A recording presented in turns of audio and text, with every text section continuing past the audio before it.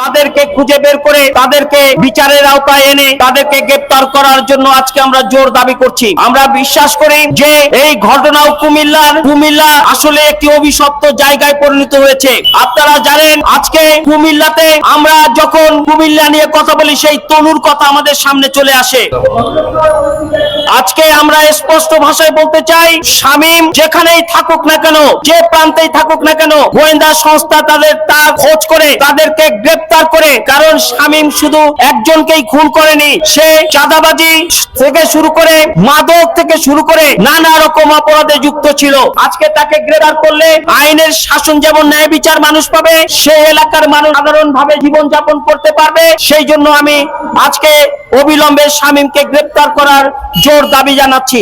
আপনারা যারা আজকে আমাদের সাথে রয়েছেন, আপনাদেরকে অনুরোধ করব এই দাবি আদায় না হওয়া পর্যন্ত আমাদের এই দাবির